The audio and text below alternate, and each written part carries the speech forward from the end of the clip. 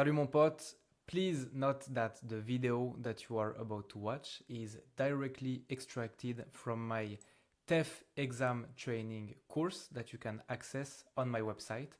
I will put the link in the description. And as a reminder, I am using as a main resource this TEF Nouvelle Edition book that you can see some extracts on the official website. These extracts I will be using in the video that you are about to watch on YouTube because this part of the book is copyright free. Ok? Bonne vidéo. Dans les chapitres suivants, on va voir en détail comment tu peux te préparer aux épreuves de compréhension écrite, de compréhension orale, de lexique et structure, de production écrite, de production orale, etc. Cependant, dans ce chapitre-là, je voulais quand même te donner plusieurs liens et plusieurs conseils pour t'entraîner. Donc tu pourras revenir ici pour aller visiter les sites internet. Je ne te donne pas tous les sites internet possibles parce que je voudrais que tu passes aussi du temps toi-même à faire tes propres recherches sur internet en français. Je pense que c'est un très bon exercice. La première chose et la plus évidente que tu peux et que tu dois faire pour t'entraîner à l'examen, bien sûr, c'est de faire des exercices d'entraînement comme à l'examen. Mais ça, c'est tout ce qu'on va faire dans ce cours ici. En attendant, ce que tu peux faire pour t'entraîner, le premier site que je vais te montrer, c'est le site du Français des Affaires, qui est le site de l'organisation qui s'occupe de l'examen TEF. Je voudrais déjà que tu ailles sur leur site internet et que tu t'entraînes un peu à lire, à regarder. C'est un très bon exercice de faire ça. Tu peux aller régulièrement sur des sites internet en français et juste t'entraîner à naviguer, à essayer de comprendre l'organisation du site. Car, comme on le verra dans l'épreuve de compréhension écrite, parfois il y a des textes extraits de sites internet. Pour l'instant, si tu vas sur leur site, donc dans Test et diplôme TEF, tu vas dans Se préparer, puis Tutoriel. Ici, tu peux faire des tutoriels pour t'entraîner à l'examen. Ce sont des QCM exactement comme à l'examen. Et je pense que pour les gens qui sont un peu stressés ou qui ont un peu peur de l'examen, ce sont des bons exercices pour voir comment ça se passe. D'accord? Ici, tu en as pour toutes les parties de l'épreuve. Donc, je te conseille d'aller voir sur le site internet et de t'entraîner à voir comment ça fonctionne. Maintenant, comme on le verra dans les chapitres sur la compréhension écrite et la compréhension orale surtout, le plus important pour s'entraîner, c'est vraiment de travailler un peu tous les jours. C'est pas utile de travailler pendant 5 heures une fois par mois, c'est beaucoup mieux de travailler 10 minutes par jour, tous les jours, tous les jours, tous les jours. C'est vraiment comme ça que tu vas devenir plus à l'aise avec le type d'exercice de l'examen. Pour rappel, il y a deux grosses difficultés à l'examen. La première, c'est qu'il faut comprendre le français, bien sûr. La deuxième, c'est que tu dois t'entraîner à lire beaucoup de documents, 40 documents en 1 heure pour l'épreuve de compréhension écrite, et écouter 40 documents audio en environ 40 minutes pour l'épreuve de compréhension orale. Donc à la fin, quand tu fais ces exercices-là, la tête, elle va exploser parce qu'il y a trop d'informations, trop d'informations. C'est pour ça que c'est aussi important de s'entraîner à écouter et à lire tous les jours. D'accord? Bon, pour l'épreuve de lexique et structure, pour moi, l'entraînement quotidien, c'est la même chose que pour la compréhension écrite. C'est plus ou moins pareil. Tu vas devenir plus à l'aise avec le vocabulaire et avec la grammaire si tu t'entraînes à lire tous les jours des documents très différents. Ok? Et évidemment, pour la compréhension écrite, bien sûr. Évidemment, les deux épreuves sont différentes et la manière de préparer les épreuves et les exercices d'entraînement sont différents, mais ce que tu peux faire au quotidien chaque jour pour t'entraîner, c'est la même chose.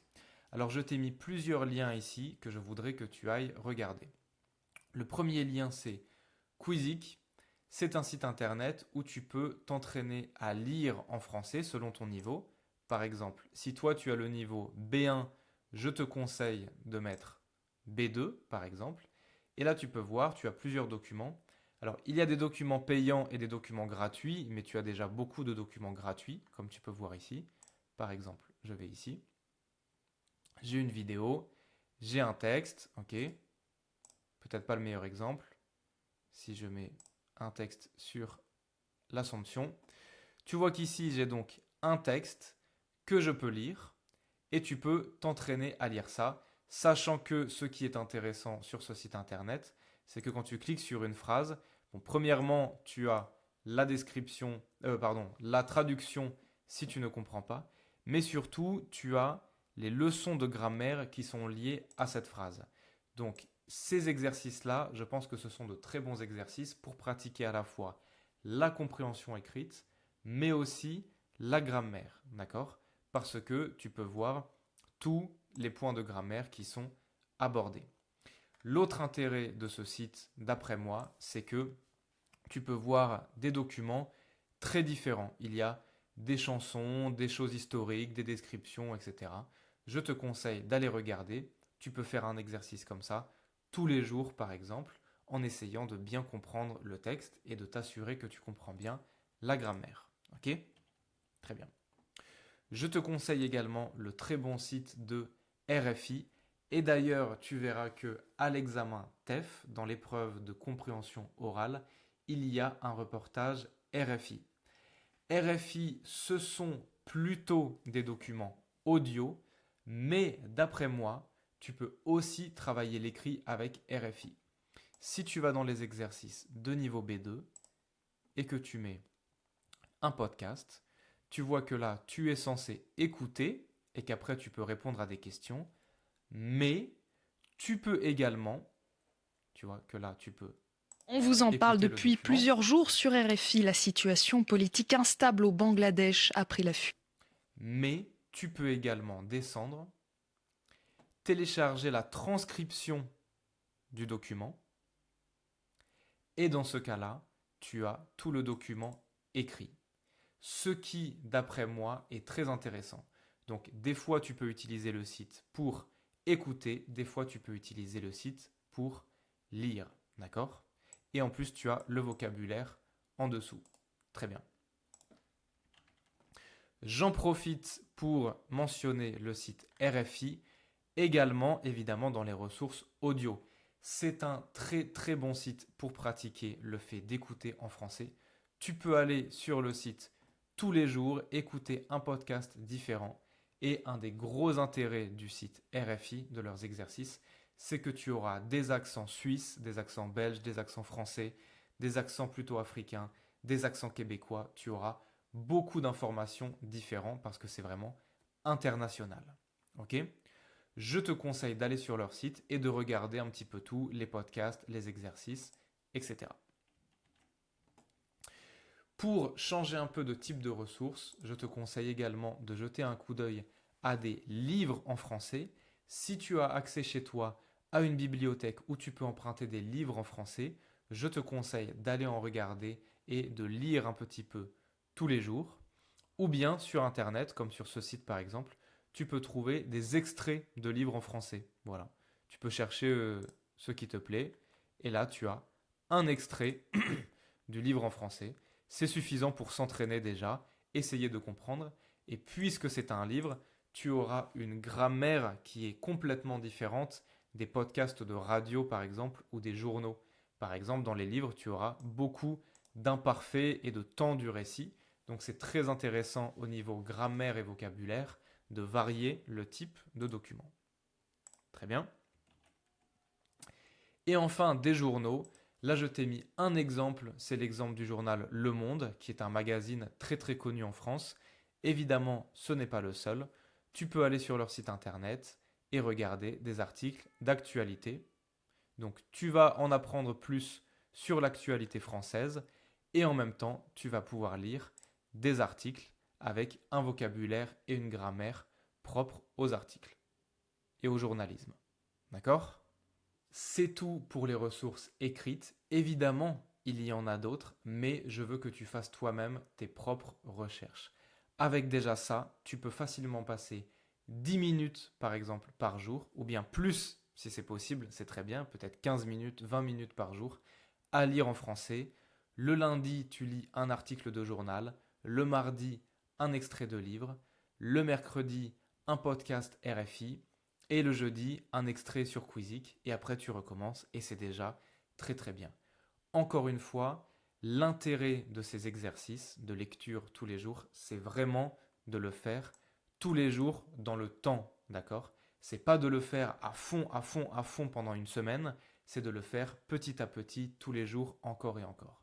Il faut que ça devienne une habitude quotidienne. Maintenant, pour la compréhension orale, alors on a déjà vu RFI, donc je ne reviens pas dessus. On a TV5 Monde, qui est un site un peu comme RFI, qui est très très bien d'après moi. Tu vois que tu peux choisir la difficulté des exercices. Par exemple, je vais mettre niveau B1. Et là, tu as beaucoup d'exercices différents. Souvent, il s'agit de vidéos, par exemple. Là, je vais mettre ça. Ok. Et donc là, tu peux avoir une vidéo avec des questions. Là, tu vois que c'est de niveau B1. Tu as des petits exercices, tu peux regarder la vidéo. Tout comme RFI, l'intérêt de TV5 Monde, c'est que tu auras des exercices avec beaucoup d'accents différents et c'est très très important pour t'entraîner à écouter différents accents pour l'épreuve de compréhension orale. D'accord? Très bien. Tu peux écouter la radio en français, bien sûr. Ça, c'est le site internet de Radio France. Tu peux même écouter maintenant, hein. Ça, c'est France Culture. Donc, c'est une des radios en France. D'un nombre important de sénateurs, Stéphane Robert. Sur 39 ministres, 10 sont des sénateurs. Il n'y en avait qu'un seul auparavant, Sébastien Lecornu, ministre Voilà. des Là, il est Armées. 7 heures du matin en France. Donc, tu as le journal de 7 heures du matin. Bon. Tu peux regarder les podcasts de la radio. En France, beaucoup de radios ont des podcasts. Moi, personnellement, je te conseille d'aller voir le site internet, de passer un peu de temps à regarder tous les podcasts qu'il y a et les différentes radios. Tu as beaucoup de radios différentes en France. Tu peux écouter même des podcasts sur des histoires, de l'aventure, sur des livres, sur de la musique. Tu peux écouter les informations. Je ne te montre pas tout parce que vraiment je voudrais que tu fasses l'effort d'aller toi-même sur le site internet et de découvrir un petit peu tout ce qui est proposé. D'accord? Juste pour que tu comprennes, en France, il y a un groupe de radio qui s'appelle Radio France, donc c'est la radio publique. Et dans ce groupe Radio France, tu as différentes radios qui sont ici. France Inter, France Info, France Bleu, France Culture, etc. Je te laisse regarder et bien sûr, je te laisse également chercher d'autres radios par toi-même. Et enfin, pour changer un peu et s'amuser un peu plus, tu peux regarder des films en français, je te conseille. Alors si tu utilises des services de streaming comme Netflix ou Amazon Prime, tu peux simplement chercher des films français et mettre la langue en français avec des sous-titres français. Pour moi, c'est le mieux. Ou bien, moi, je suis aussi en train de créer un dossier Google Drive dans lequel je mets des films français, voilà, comme ici, des films français avec des sous-titres en anglais. Parce que je sais que c'est difficile parfois de trouver des films français avec des sous-titres en anglais pour les débutants. Donc tu peux regarder ça également si ça t'intéresse. Et enfin, pour les épreuves de production écrite et orale, évidemment, le plus important, c'est de faire tous les exercices d'entraînement qu'on a vus dans la section, enfin que nous allons voir dans la section production écrite et production orale. Mais également, c'est une très bonne idée de t'entraîner à écrire et à parler un peu tous les jours. On peut imaginer par exemple que tous les jours, tu prends 5 ou 10 minutes juste pour écrire, raconter ta journée, raconter ce que tu vas faire demain et également parler pour raconter un peu ta journée, ce que tu vas faire demain, etc.